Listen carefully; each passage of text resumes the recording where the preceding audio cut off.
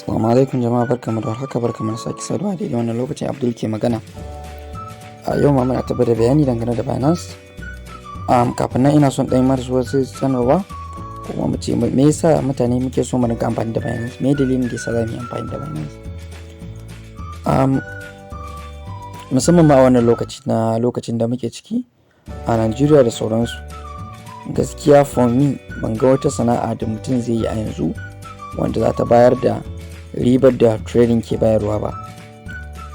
Sana'a tana nan ga sunan barkatai a wannan duniya tamu ko kuma a Najeriya, but idan ka iya trading tsakani ga Allah za ka rinka samun albarkacin kasuwa, kuma za ka rinka jin daɗi, ka rinka kashe kuɗi yadda kake so, za ka rinka samun kuɗaɗe. Babu wani mutum wanda zai zo ya ce ma ka ari kuɗin shi ko ka wannan through trading ka samu kuɗin ka yi withdraw ɗin kuɗin ka. So a Binance everything is digital.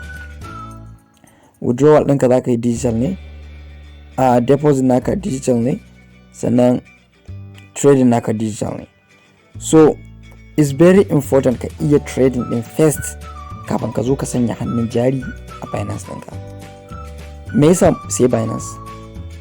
Dalili shine Binance ya zo mana da wasu features da dama waɗanda su karan kansu kuɗi ne wanda ba mu taɓa samun wani waje da suka saki wannan features ɗin ba kamar forex ba. A forex za ka je ka trading ɗin currencies ne, while a Binance za ka trading crypto. Kuma Binance da suka ga cewa mutane sun raja akan bada spot wallet, akwai na feature trading na wato kai trading wani coins against price na shi, whether wannan coin din yana yin sell ne ko yana buy ne. Za ka yi taking opportunity na wannan kasuwar kai ma ka rinka yin selling ko ka rinka buying na wannan coins din. Sannan kuma abu na gaba shine Binance yana da matukar daɗi ta bangaren withdrawal ɗin kuɗinka zuwa bankinka na naira, ko kuma kai withdrawal zuwa another platform kuɗinka. So waɗannan abubuwa ne masu matukar daɗi waɗanda a Binance suka kawo shi, wanda ni to me ban taɓa samun wani company wanda yake ya fi Binance ba.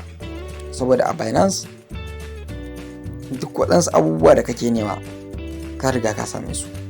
Me ake bukata a Binance shine security first ko, sannan mene ya zama na cewa is regulated. So now Binance is well-known regulated company ne, is regulated, kuma ana sanya kuɗaɗe masu ɗimbin yawa duk rana a Binance. A kiyasce kuɗaɗen da suke shiga cikin Binance, idan muka tsaya muka lissafa a abinda yawanci ake faɗa, kuɗin ana deposit an fitar da wannan kuɗin daidai, ana fitar da wannan kuɗin daidai, to kuɗaɗe ne masu matuƙar yawa waɗanda sun kai sama da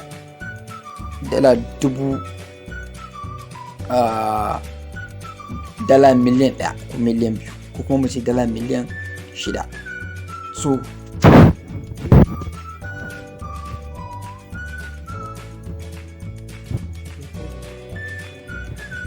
deposit and withdrawal ne.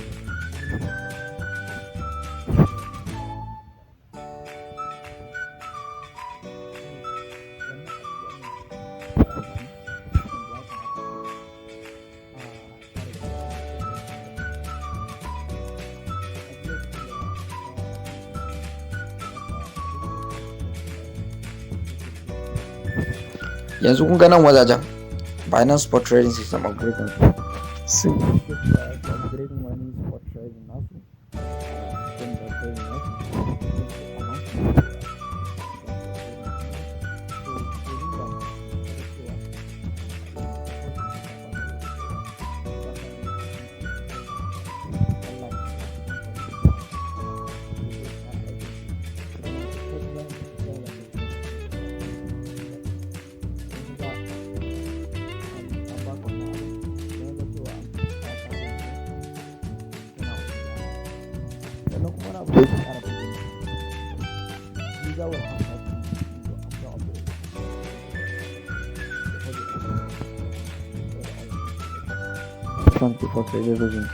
waɗannan abubuwa idan muka duba suka ce user kai da kake kan Binance kana da minti 30 open windows after the upgrade is complete. Idan upgrade na gama shi kana da 30 minutes. Idan ka yi ma yin sending order ne zuwa wani tsaka din bai je mai ba ko kuma a'a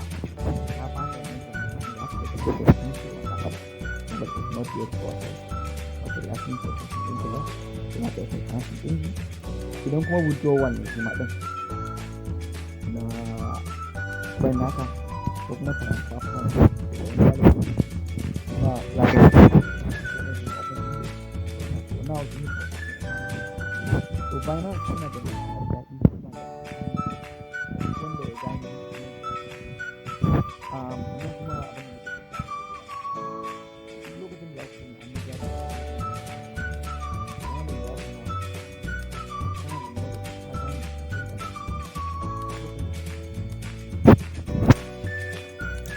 yana da kyau duka iya waɗannan abubuwa ne waɗanda su taimake ka insha Allah, kuma za su sa mutum ya rinka samun kuɗaɗe nan da nan. Dan tsakani ga Allah a Binance if you have at least $200 ko $50 ma kana za ka iya samun abin da ya kai $3, $4, $5 to ko da $2 kake samun dan uwa. Me za ka yi a baka sama da naira 1000 a kullum? Ba kowane abu ne za ka yi a ce ka samu naira 1000. Wannan ta turu waya data nan da kuke amfani da ita ku yi amfani da ita wajen ku samu ilimi akan da za ku gina rayuwarku, domin wannan ilimi ne waɗanda yake zai ɗore, kuma ilimi ne wanda idan ka same shi ya riga ya zauna ma dindindin har ka mutu kana nan tare da shi, kuma ilimi ne wanda zai taimake ka ya taimaki rayuwarka. Saboda wani lokacin talauci shi karan kanshi ba karamin masifa bane ba, ya ka hana mutum wasu abubuwa, but idan Allah ya taimake ka ka iya Binance ka iya trading, za ga wallahi kuɗin kashewa da sauransu ba wasu abubuwa bane a wajen ka, za ka kawai kana kashe kuɗaɗe. So shi yasa wannan channel din ta mutu Abdul Sa'ad babu abin da muke kokari irin mu ga mun taking mutane through the process da ya zama da cewa zaka zama professional trader. Shi yasa nake faɗa muku a koda shi dukkanin waɗansu bidiyoyi na ku rinka bin su kuna ƙara kallon su, wallahi na saka muku bayanai waɗanda in biya na za a yi mu zauna da ni da kai sai ka bani sama da naira 200, but na sake shi free saboda mutanen mu su karu su fahimci abin kuma su gane abin kuma su rinka samu alheri akan abin. Lalle abu ne wanda ni na ji daɗin shi ne, shi yasa na zo ina muku bidiyoyi dangane da shi domin in tabbatar muku da abin da a duniya ke ciki na ci gaba.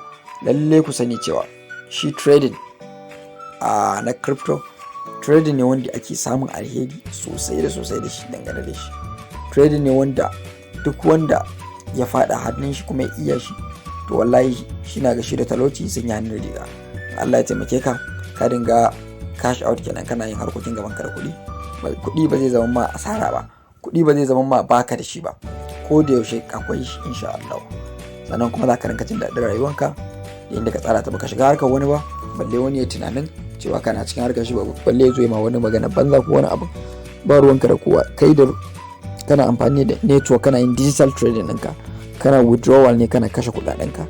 Mutane kawai da kai physical business inda kake so ka investin wani kuɗinka a cikin shi domin a ranka jujjuya ma. So wannan na ɗan yi bayanin da ni a gurguje a nan zan tsaya insha Allah. For next video za mu ɗora daga inda muka tsaya. Abdul Sa'ad ke magana, sai an jima.